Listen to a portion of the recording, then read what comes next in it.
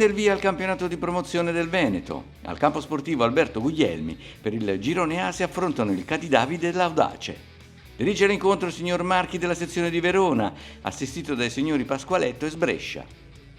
Le due compagini si ritrovano dopo la partita del Trofeo Veneto, giocata a fine agosto.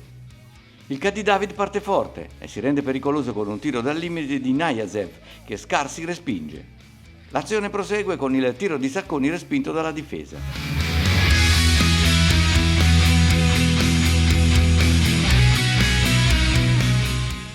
Ancora Sacconi si rende pericoloso in area, la sua conclusione termina di poco al lato.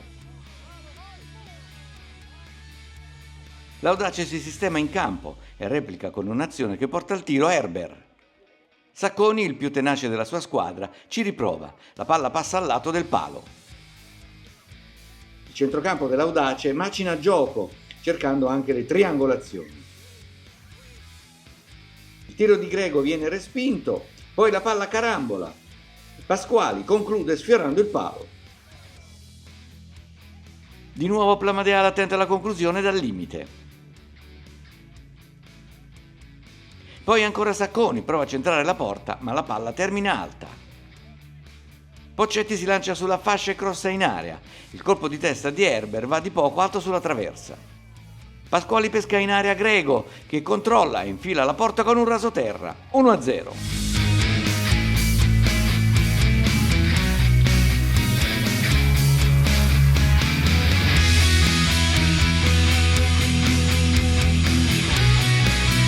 L'Audace insiste. Lancio di Dal Sasso e Herbert si invola in area. Il taglio in diagonale di Najazev consente di sventare l'azione. Dal corner il raddoppio.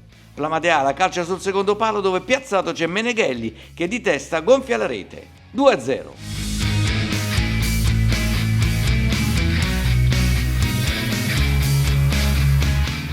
Due minuti dopo Pasquali serve in area Plamadeala, il suo tiro respinto da Tedesco. Sulla ribattuta Pasquariello controlla ma il tentativo di tiro piazzato è fuori misura. Nell'intervallo Mister Ghirardello carica i suoi ragazzi e al primo minuto il Cadidavide accorcia le distanze. Sacconi pesca in area Barcolini che supera Scarsi con un tiro preciso. 2-1.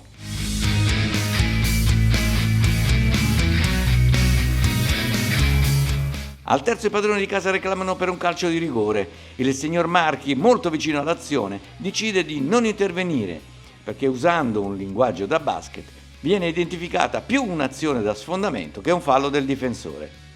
L'Audace replica con Grego, la sua conclusione è respinta da Tedesco. Il Cadidavide ci prova, prima con Locatelli e poi con il solito Sacconi.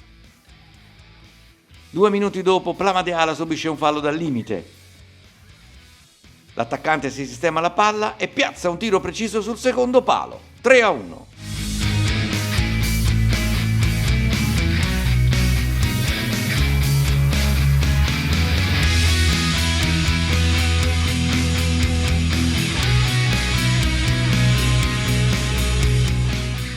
Al 26esimo ancora Plamadeala, da calcio di punizione impegna Tedesco.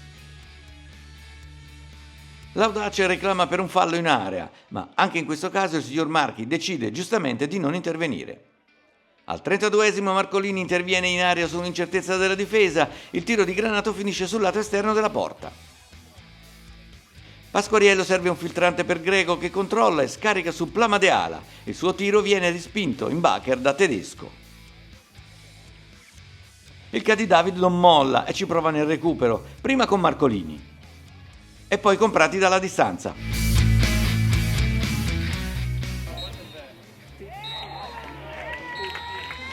I padroni di casa hanno provato ad essere incisivi, ma hanno trovato un Audace molto compatto che ha saputo concretizzare meglio le proprie occasioni rispetto alla precedente sfida.